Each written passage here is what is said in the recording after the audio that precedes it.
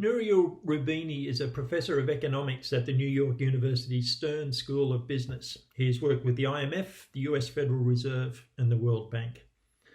Drawing on this extensive experience and knowledge of the recent history of the global economy, and his sense of the more immediate and longer-term possibilities of the pandemic, he identifies, in an article in the Guardian newspaper from April this year, what he calls 10 ominous and risky trends that foreshadow what he calls an L-shaped Greater Depression for the decade of the 2020s. As he says, after the 2007-2009 financial crisis, the imbalances and risks pervading the global economy were exacerbated by policy mistakes. So, rather than address the structural problems that the financial collapse and ensuing recession revealed, governments mostly kicked the can down the road, creating major downside risks that made another crisis inevitable. And now that it has arrived, the risks are growing ever more acute.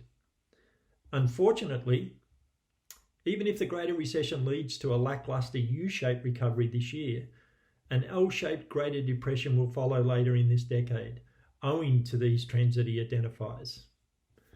I'll briefly go through the sorts of things, the risks that Roubini identifies. Number 1, deficits and debt. Number 2, changes in demography. Number 3, deflation. Number 4, currency debasement. What he calls digital disruption and employment replacement at number 5. Number 6, deglobalization. Number 7, a backlash against democracy. Number 8, the emerging tensions between US and China. Number 9, a possible new Cold War. And number 10, and most importantly, the looming environmental crisis. In summing up, Roubini reinforces the sense of the world that COVID-19 emerged into, and the ways in which these histories and presents are entangled with the possible futures that we all face, and the more than likely, if not inevitable, worst-case scenarios. As he says, these 10 risks already loom large before COVID-19 struck. They now threaten to fuel a perfect storm that sweeps the entire global economy into a decade of despair.